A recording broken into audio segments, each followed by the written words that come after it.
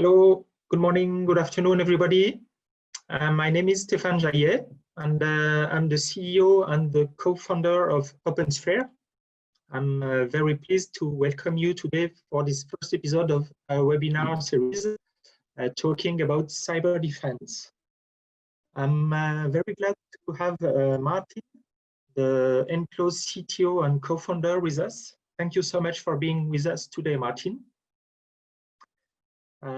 Before starting, let me tell you just a few words about us. So OpenSphere and Enclose are very similar companies.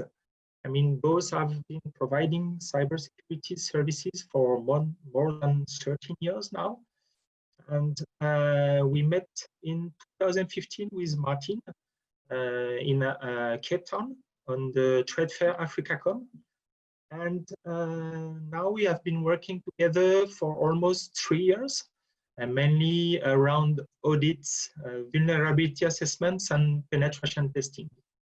So now our collaboration is evolving and going on around the SOC and MDR services. The goal for us is to provide a 24/7 service in the Indian Ocean region. This is Mauritius, Réunion Island, Madagascar, Seychelles, and so on. And service based on sharing our tools, sharing our teams and expertise and experience also. And talking about teams, this will be even more efficient since Helix Security has joined Exodata Group just a few weeks ago. It's like, unlike OpenSphere, we are now part of Exodata Group since 2 years also. And we will all be part of the team in Mauritius with Enclose and OpenSphere. Thank you, Serge and Laurent, to be here today with us. Thank you very much. So, during the presentation, you can feel free to use the Q&A button at the bottom of your screen if you want to ask questions. And I think Martin will take time at the end of his presentation to answer your questions. Also, let me tell you that this session is recorded and you will have access to the replay at the end. I will send you an email for that. So I think that's it, and it's now time to dive deeper in the subject, to this subject. Just before beginning, I wanted to start with a poll to let you vote and send us feedback about SOC and what's for you the biggest challenge for SOC implementation. So I give you a few seconds to be able to vote for the poll, and I leave the hand for Martin.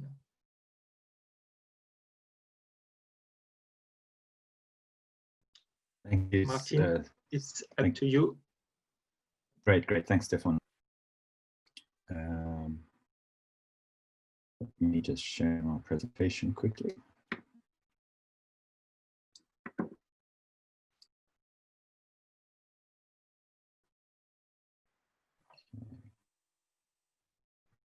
I'm assuming everyone can see my screen, and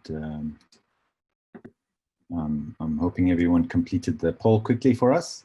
So today we're going to be talking about why the SOC or security operations is failing, and how we propose on fixing that and making it more effective in terms of what it needs to do.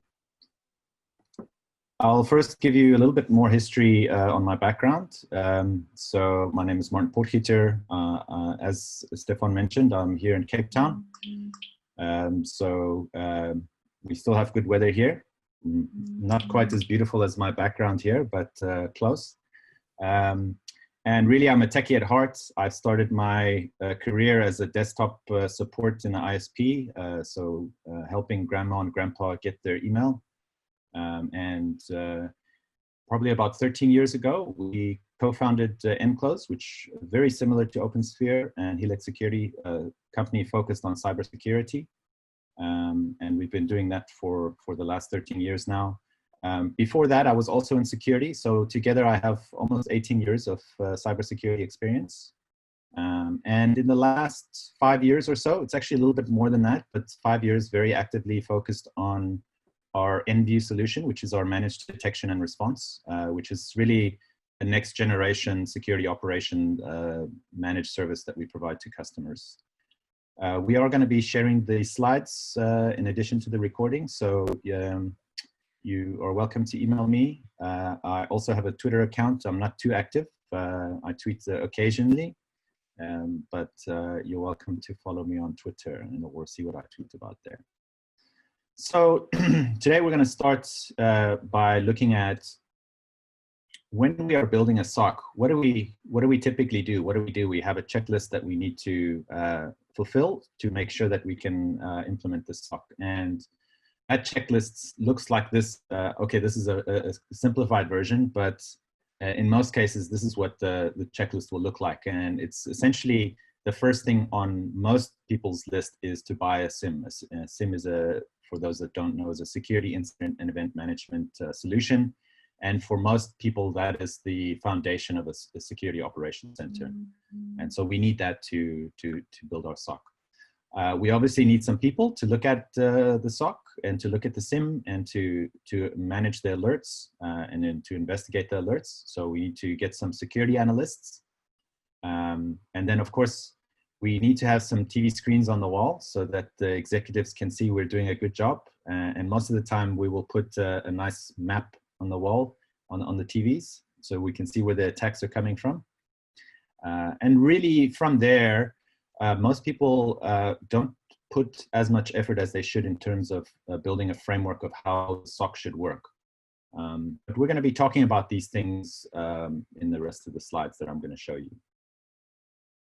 So from this checklist, we want to build a good SOC. And we have visions in our mind of what a good SOC looks like. This is the AT&T Security Operations Center. I just found this on Google Images. I think based on the American flag hanging there, it's probably in the United States. But if you look at this, you think that this must be a very effective security operations center. With this type of setup, you must be able to solve the problems and identify the security issues that an organization has. But if you look at the statistics and the literature and the surveys that are out, the vision is not quite so clear. And if we look at some of those statistics and some of the facts around the security operations centers today, this is what you'll find if you do a bit of research. It's not a clear picture. And if we look at some of the things that define that, of course, most SOCs are built on a vendor solution. This is just the way it has been done. When anyone builds a SOC, they want to buy a SIEM, and from there they build the solution. So maybe not a problem, but just an observation. Something that we know is definitely a problem is that there are too many alerts. We talk about this every time, and every time you read about a SOC, you'll see that there's too many alerts for the analyst to investigate effectively. And I think this point is more so relevant now during this pandemic and the slowdown of our economy, is that our budgets are going to be under pressure. They were even under pressure before. Many people see security as a type of insurance spend that you don't know what you're getting. But even more so now with revenues under pressure, our budgets are going to be under pressure. So many people identify this as a problem with their SOCs. And lastly, the SOCs aren't doing what they're designed to do. Every time you read about a breach in the newspapers or online, it's most of the times big companies and they have security operations centers. Why are these breaches continuing to happen, and why isn't this activity being identified by the SOC? This is what the SOC is supposed to do. So if we look at the status quo and the underlying problems, we've spoken to our customers, and these are the actual problems that that reality distilled to. So the SIEM licenses are very expensive, and most of us base our SOC on the SIEM. So we cannot ingest all the logs that we need to, because there's typically a cost to that, and we have to make decisions there. I mentioned the alert fatigue, and we know that this is a problem for everyone, for every SOC implementation that we've seen, is that there are many alerts and we just can't investigate them all. Some of the things that our customers have told us that, that have attempted to implement SOCs is that the SIEM is, there's no skills to tune it and configure it properly.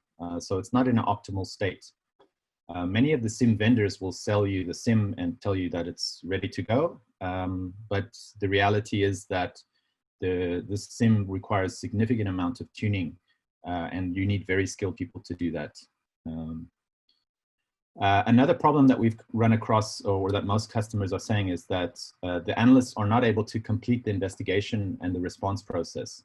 So they look at the alerts and they do the initial investigation, but sometimes these investigations can be very complex, and the analyst is not accustomed to doing these investigations regularly. So it becomes very difficult for them to do a proper investigation.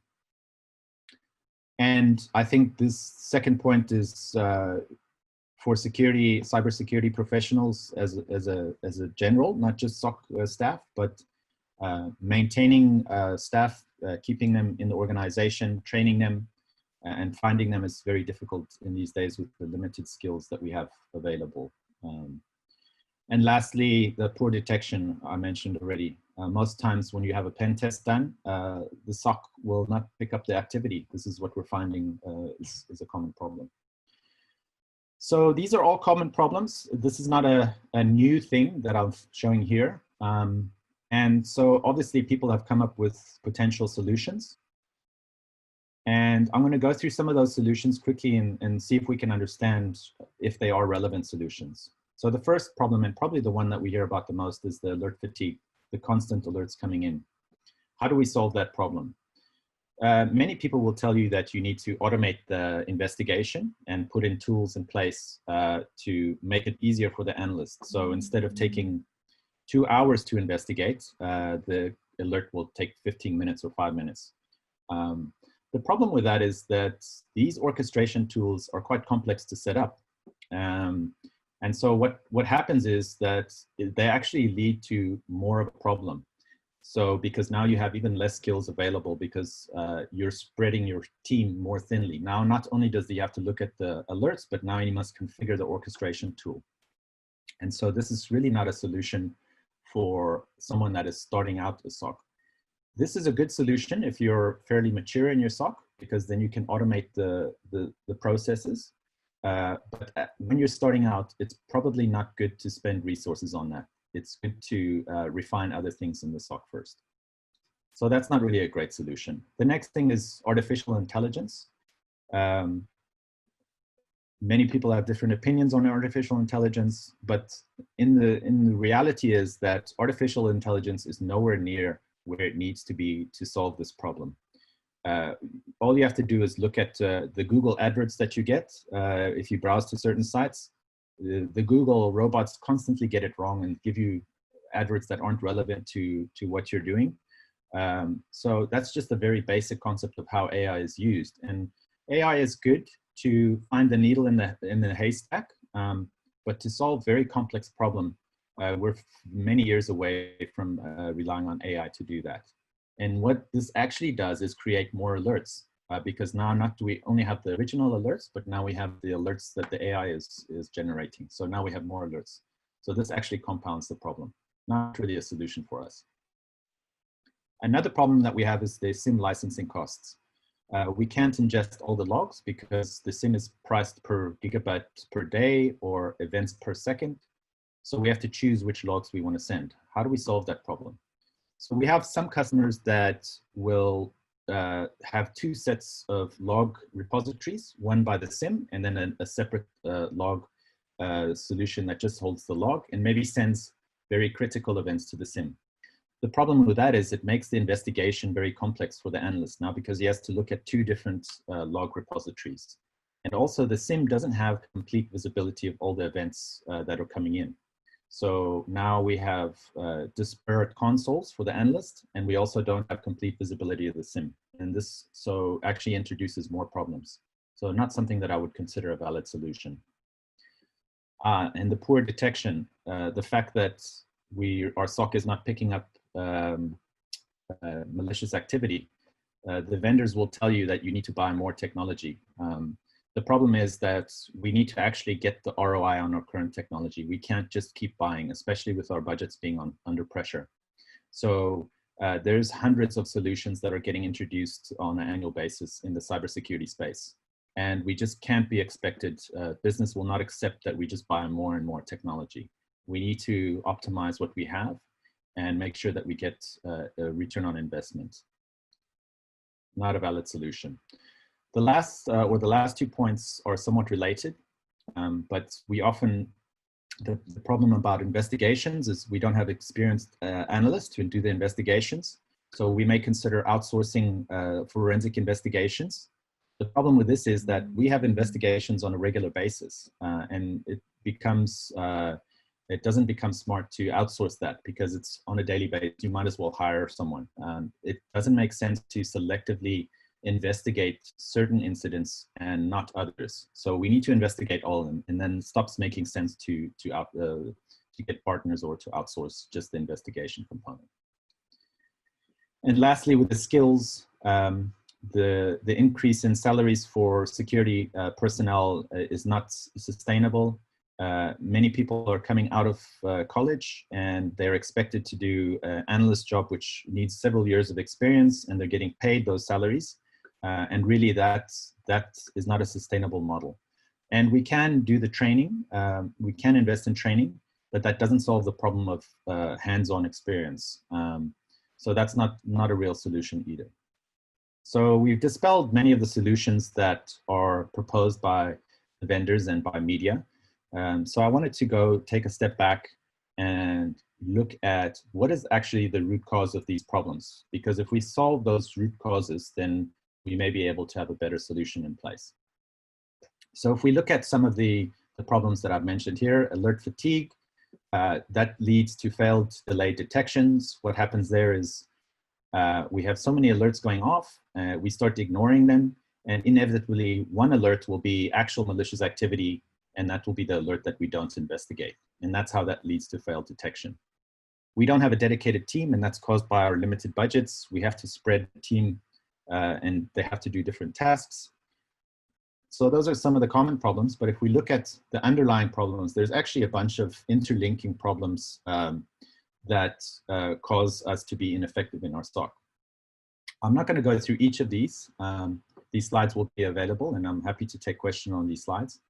But I'm going to focus on a few ones that are interleading. So, and most of them lead back to two issues that we're going to focus on. But firstly, the SIEM framework. So if we build our SOC on a SIEM, we have CAN detectors, which detector is like a use case that looks for malicious activity.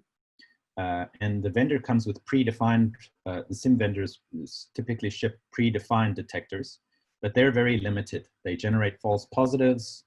They sometimes don't cover the latest threats. And again, this just leads to a multitude of problems, alert fatigue and failed detection. And in terms of the log selection, we have to choose, because of the SIEM license, we have to choose which logs we're going to ingest. And this also limits the visibility that the SIEM may have. And we don't have detectors in certain log sources, sometimes because there's limited support for those log sources. And again, this just leads to more problems down the line. So clearly the SIEM framework is a big problem. The other problem is the limited budgets. Now, for us, we can't really solve that problem. We have a limited budget and we have to deal with it. So for us, we're going to look at the dedicated team and how we can construct that team to be very effective in performing the SOC functions. And the reason we need that is because we need continuous improvement in our SOC. Otherwise, it becomes a failure. So again, we're going to focus on the SIEM framework, the dedicated team. And the reason we want to do that is so that we have continuous improvement in our SOC. So essentially, we're going to fix what's in our control. We can certainly manipulate the SOC team we do have a very stringent constraint, that is the budget, so that becomes very difficult. And then the other thing is basing our SOC on a vendor's framework, on the SIEM. We need to get away from that, and so we need to change our thinking around that. First, let's look at the team. And this is how I would define a very effective SOC team. That's the typical roles that we have. Firstly, we need a SOC lead. And this is the person that is leading the SOC, looking at the metrics that the SOC produces. Metrics are very important for a SOC. One needs to measure that. I'll talk about that more in some slides following. But the SOC lead needs to speak to the business and integrate the SOC into the business and ensure there's continuous improvement. Then we have three roles that are kind of the operational roles of the Security Operations Center. Firstly, we have the response engineer. Now, many people refer to this role as an analyst role, and I'm speaking about that a little bit more later on. But my view is that we need to focus less on analysis and more on the response part of this role. So it's not just investigating alerts, it's seeing how they can be remediated and how those risks can be mitigated. So the response engineer is getting the alerts that the SIEM is producing and investigating those, and often working with the infrastructure people, the desktop support, the server administrators, the network administrators to remediate any incidences there. The response engineer can also be responsible for some threat hunting. Then we have the detection engineer. Now this role is typically, you can think of it as a senior response engineer.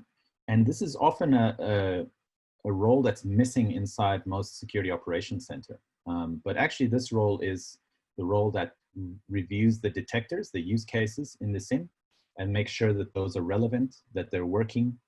The detection engineer also is aware of the latest threats, and so he's building new detectors to pick up those types of activity. And essentially, the detection engineer is really responsible for the defense engineering of the organization to make sure the defenses of the organization get better. And this is, like I mentioned, this is a senior role. This could potentially be the SOC leader as well, if you were to combine some of the roles here. But I wouldn't make this the response engineer, because as a senior role, you don't want this person to be bogged down with very basic investigations.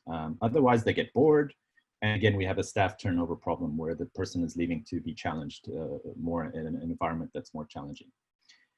And lastly, something that we've learned from our customers is that we need someone to actually manage the infrastructure of the SOC. If you don't have an infrastructure engineer that makes sure that the wheels and the cogs of the SOC are functional, then you have a situation where maybe the response engineer or the detection engineer are spending their time fixing systems just to make their job so that they can do their job. And they detract from their actual goal in terms of improving the defenses and improving the responses. So it's very tricky to combine these roles. As soon as you combine them, you may find that the person gets bored of what they're doing. It's not their core focus.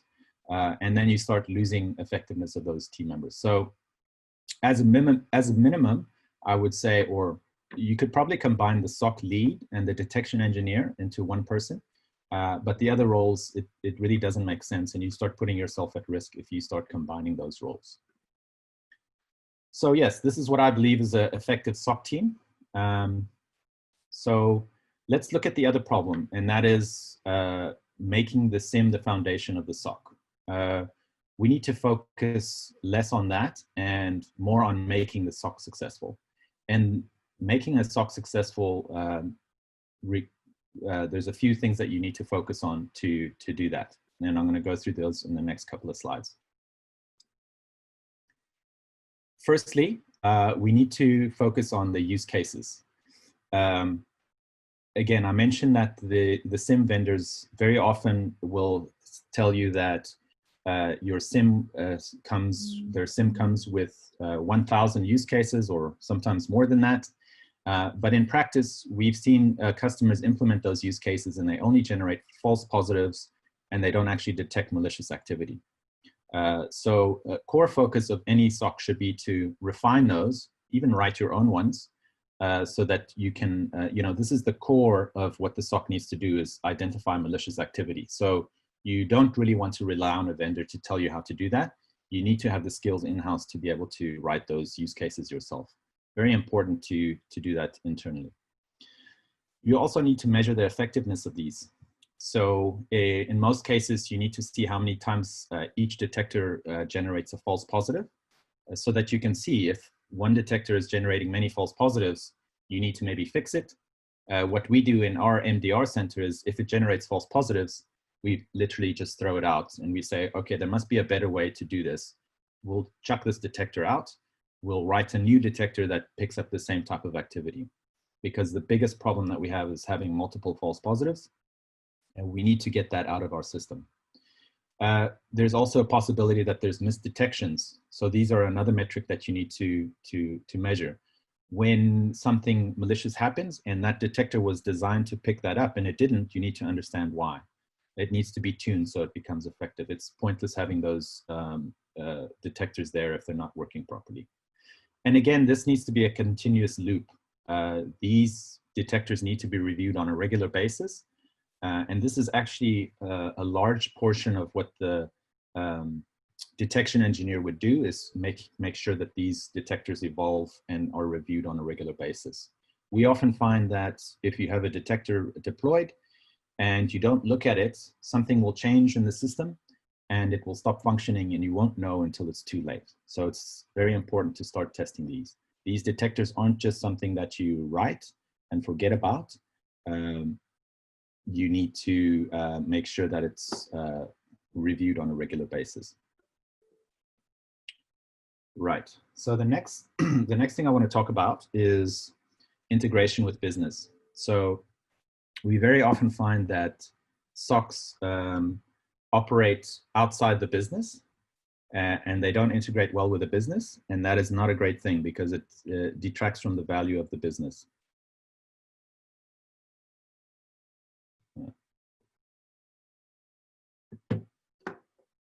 Sorry guys, I just want to make sure my presentation is right here. Yeah, it's okay, Martina. We can, okay. we can see Right. it, no problem. Okay, good. So some of how the business can integrate with the SOC is that IT risk should be aware of, or sorry, the SOC should be aware of the IT risks that have been identified by the business. The reason for that is so they need to focus their defenses around those risks. And there's also a possibility that, for a mature SOC team, they should be able to feed risks into IT risk. So line items that will be registered as risks. And this is a good kind of loop back to have as well. It's very important to report SOC activities to the highest level. Many of our customers produce our, or the monthly reports that we produce. They get put into the quarterly board packs or monthly board packs. And so it's important that the executives have visibility of what the SOC is doing. It allows you to get more buy-in for that SOC and to show them where the value is being added. There's also an opportunity for the SOC team to help the internal audit and the compliance requirements. Some of those requirements may be very basic and simple, and the SOC can do it automatically without having to change anything. So engaging with the compliance and internal audit teams to see where they can help is very useful. And then lastly, it's very important that the SOC team engages well with the infrastructure teams.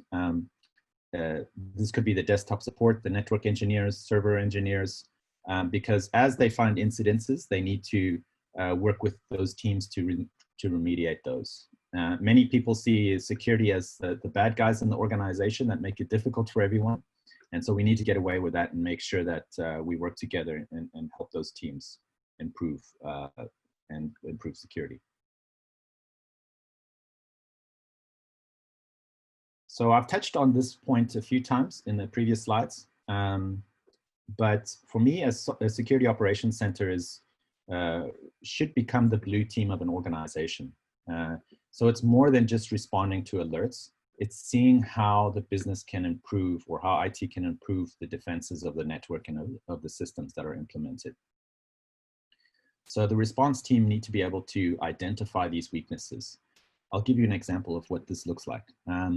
If the response team is continuously getting alerts that people are going to malicious websites, in most cases, they may just investigate it and remediate it. But what a mature SOC and an effective SOC will do is that information will get fed back to the people who make decisions around controls. So what should happen in that case is then maybe the review of the web filtering technology needs to be put in place. Why are these URLs being accessed? Where are these URLs getting sent? Is it by email? Maybe we need to look at the email security to see if we can improve that. So that is a continuous loop, and that's really what this slide speaks about, is that we need to actively identify defense weaknesses and threats in the business. And again, this can feed into IT risk. Very often we have vulnerability management that forms part of the SOC team. And this is some people even include vulnerability management in the SOC. So there's a lot of value in that information being available to the SOC team. And again, it just speaks to having a loop. And then something that's often overlooked is the visibility. So very often we have the SOC team, and they will be investigating incidents, and they will soon find out that actually we don't have correct logs for this type of activity. It could be, as an example, the web servers. Maybe the SOC team is not ingesting the web servers logs. So they need to be able to identify and raise that lack of visibility to the correct people, so that steps can be taken to ingest those logs. Otherwise, we can't see what's going on there, and we can't effectively defend that. And so it's not just identifying these weaknesses. There needs to be, again, a loop that closes these issues. And often what we call the detection engineer will architect solutions to help close these gaps. Right. The last point I want to make here is talking about the analysts. And again, we don't call our analysts, we call them response engineers. And the reason is a couple of things that the response engineer needs to do. They're not just closing alerts. Many times when we take on new engineers or new interns, they have this mentality that it's like a ticketing system. All we want to do is close as many alerts as possible, but we change their thinking. We need to get them to think that it's not about closing that alert. We need to investigate that alert to complete, so we absolutely know what the root cause was.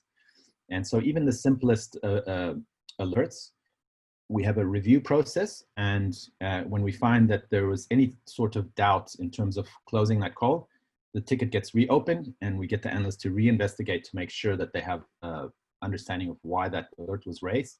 And if it is actually a false positive, we need to be 100% sure. And so that type of investigation is more than just the analyst. This is a person that knows how to remediate as well. So if something goes wrong, if there's a certain type of malicious activity, they need to know what steps need to be taken to remediate that. So that's a very important skill set that needs to be incorporated into the response engineers. And again, you need to train these responses engineers to feed back. So when they start seeing continuous alerts triggering, they need to go to the detection engineer and say, this alert is giving false positives. We need to fix it, please. And that's the type of feedback. Otherwise, we just have more false positive. We have alert fatigue. And again, it's very important that these teams work closely together. So if I were to sum up this, getting a SOC right, it's 4 or 5 slides. But in reality, we know that this is not an easy thing to do. Not only because the budget, but finding the right skill sets and the expertise on setting up these frameworks is quite difficult. So how do we, what is another solution? Of course, there's outsourcing. And that's what we do at Enclose in terms of the MDR solution. We provide the SOC solution to companies. But the question that we often come around is, what are the objections that we get to outsourcing the SOC? The first one is, this is too expensive. We've looked at this before. Outsourcing the SOC is, we can't justify the cost. But actually that's changing. And the reason for that is there's a couple of reasons for that. Firstly, like we have done ourselves, we have not based our MDR solution on a vendor specific SIEM. So we don't use ArcSight or QRadar. So we don't have licensing costs to ingest logs. And that's a big part of what the cost usually is. So if you go to an outsourced provider that uses those technologies, you can expect it to be quite expensive. But like ourselves, there are people that don't use that technology to, their SOC isn't based on that technology. So it's not necessary to say that it is expensive to outsource your SOC. If you find the right provider, then you can get it very cost effective. In some cases, we are even able to provide our solution cheaper than just the SIEM that the customer needs to buy to do their own SOC. So I would really encourage you to relook at that if that's the perception. The other reason why people are reluctant to outsource their SOC is because security is very important, right? You don't want to rely on someone else to do your security. But actually, if you can approach that argument in two ways. And I would say that it actually makes more sense to outsource it because you can have people that are accustomed, experienced, and have the technology in place to provide you with better security. And it's also important to gauge how the outsourced provider engages with the company. So when we engage as EnView with customers, we don't detach completely from the company and we don't just send alerts. It's about that complete integration process. So we identify defense threats. We see how service improvements can be made. So it's a continual process of evolving. And we don't take the security away. We just take the grunt work away for the security. And we feed back to you so that you're able to provide that proper security for your organization. So these are the two main reasons. And I think that maybe before, years ago, but they're not as relevant now as they would be back then with the technology and the resources we have available today. So a couple of closing points. I think the traditional SOC methodology has been proven to be not effective. I have failed to come across one customer here in South Africa and the other countries that we're dealing with that has had a successful SOC based on the traditional methodology. So we need to look at new methodologies when we build our SOCs. And it's important for me to look at the SIEM as a tool. This is not the foundation of your SOC. It's just another tool.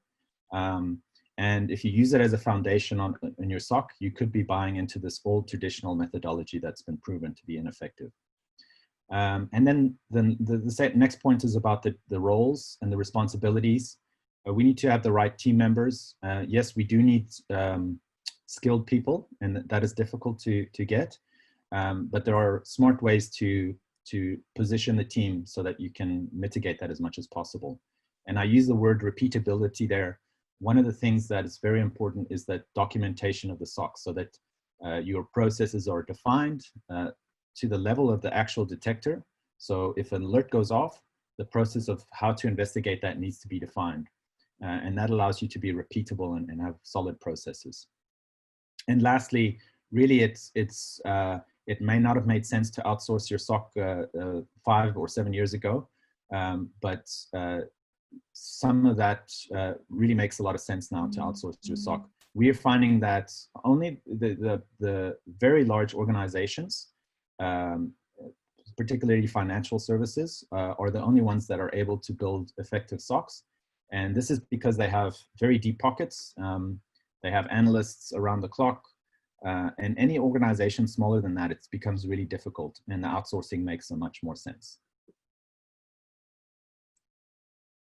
All right, that was my presentation. We've got quite a bit of time for Q&A. Thanks a lot, Martin. We already have two questions here. You mostly, I think, answered to this. But for everyone, I will try to give the question to you and maybe add some tips or points to it, and maybe advice also. The question is, I would like to know whether it's a good practice for private companies to use SIEM. I understand that for SOC, it's not okay to use SIEM. I think, look, for me, again, I think the thing is, a SIEM is a tool. I wouldn't necessarily say that it shouldn't be used by certain organizations. I think it's just more at how we look at using it. So it should be viewed as just a tool to achieve our goal, which is detecting and organizing events and detecting malicious activity. So I wouldn't say that it shouldn't be used in public or private. It could be used anywhere, really. It's really just a matter of how you use it, and don't put too much reliance on the SIEM. The SIEM is not going to solve your SOC problems. It's not going to build your SOC. It's just another tool, and it should be kind of, you know, it's not as smart as people think it is these days. It's just really, it's a place where logs are put together, and we look for certain activities in those logs. And we may use terms like machine learning and artificial intelligence. And sure, that helps, but those are just different techniques. So I wouldn't say that we shouldn't use a SIEM in a certain scenario. It's just how we use it that's the important question or important answer. Thanks a lot. This is pretty clear. We got another one very, very interesting. The question is, government organizations are very reluctant to send data outside, like SOC, for analysts. In that case, what to do? Yeah, that is a tricky question or a tricky problem. So I think GDPR is actually elevating that question a little bit more nowadays. And the reason people are reluctant to send that data is because they question whether the security of the data offsite is you know, good enough or as good as the security they may have inside. So they don't want that data leaked out. So one thing that we could do is make sure that your SOC provider provides some assurance that they are have the correct mechanisms in place to secure the data that you're sending them, just like any other provider that you may have. I sometimes think that we maybe overthink that question a little bit, because there are probably many situations in your business where you are sending data to an outside provider, and it may be a very small organization with very few security controls, and it may be a much more sensitive data. And we don't question that. So we need to be consistent in how we question where we're sending data. And also, it should be noted that log data, you know, it contains IP addresses and sometimes names, but other than that, okay, it would be considered GDPR data, but in terms of business risk, there's not much other data that's in there besides IP addresses and URL data. So it becomes more a compliance issue than, you know, the question of, is my intellectual property getting leaked out via my SOC provider? But I think one thing that you can do is make sure that your SOC provider can give you some reassurance that they are putting the correct mechanisms in place to secure the data that they are shipping to you. And that could be the form of some certifications. We are in the process of doing ISO 27001 certification so that we can give our clients some assurance that our management is aware of the risks of managing this data, and we have the correct processes in place to mitigate those risks. I would add something, if you don't mind. This is the purpose of our presence here in Mauritius. For example, if you are talking about local authorities, we can work locally with you.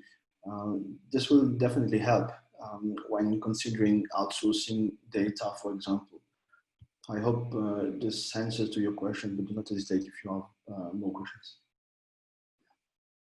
Yeah, that's a very good point, and that's why we do have partners in region, is to solve that challenge to some degree. We have one more question here also.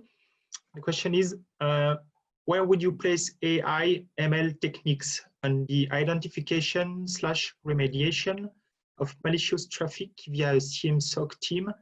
And would you see it as a SOC replacement or to be used on top of a SOC team? That's a very good question. And it's actually, we have a lot of vendors saying that they can replace the SOC with these AI technologies. For me, I just look at it as a supplemental way of detecting. And in most cases, I mentioned earlier that artificial intelligence is nowhere near where it needs to be to do these investigations. So in essence, all that the AI is doing is generating more alerts, and those alerts still need to be investigated by analysts. And I actually have a presentation in terms of the difference between signature detection and AI. And my view is that signature detection is still very relevant. If you look at the statistics and some use cases, signature detection can be very simple and still be as effective, if not more effective, than some of the AI. And I think for me, it goes to the root point that AI, you know, if we have malicious activity that's being done, there's multiple ways to detect it. And artificial intelligence may be one way to detect it, but if we have a good framework in place, we can actually detect it in a much more simpler way with basic signatures. And for me, we want to keep security simple so that we have less links in the chain. And if we can do that, then our detection will be more accurate. And we don't have to rely on very fancy methods to detect it. We try to keep it as simple as possible. So it's certainly not a replacement for a SOC. And in most cases, you'll find the customers that we're seeing that are purchasing the likes of Darktrace or some technology that's heavily relied on artificial intelligence. They don't replace their SOC, they just supplement their SOC. And it's again another cost that has to be absorbed for the SOC, so it gets expensive.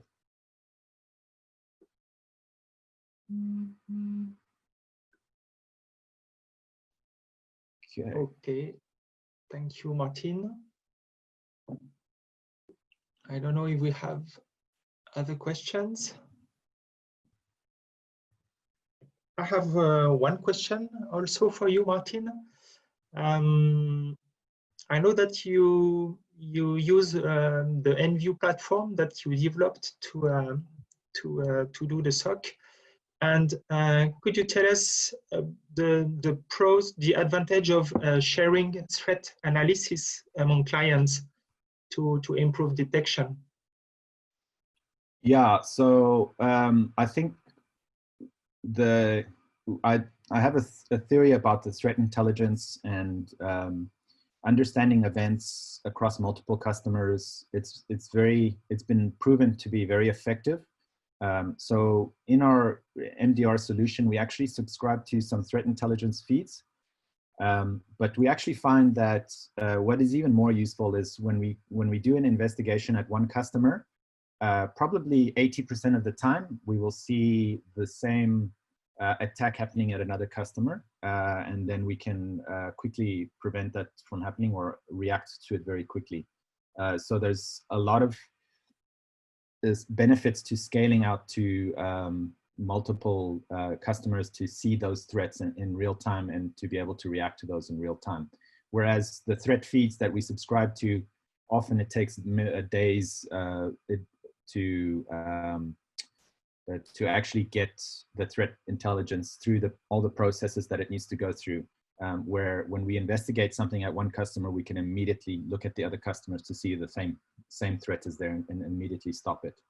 So literally, I think in terms of our threat intelligence, probably 90% of the positives in that area are based on threat intelligence that we see internally, not that we consume from outside feeds. Okay, that's clear. just a comment about someone agreeing with my view about AI and ML not being a replacement.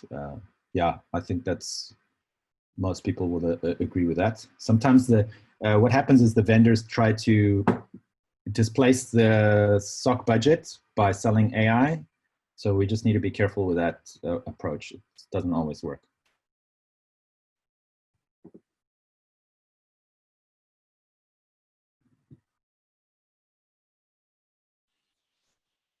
We have time. If there is additional question, do not hesitate. Many people here. You can raise your questions.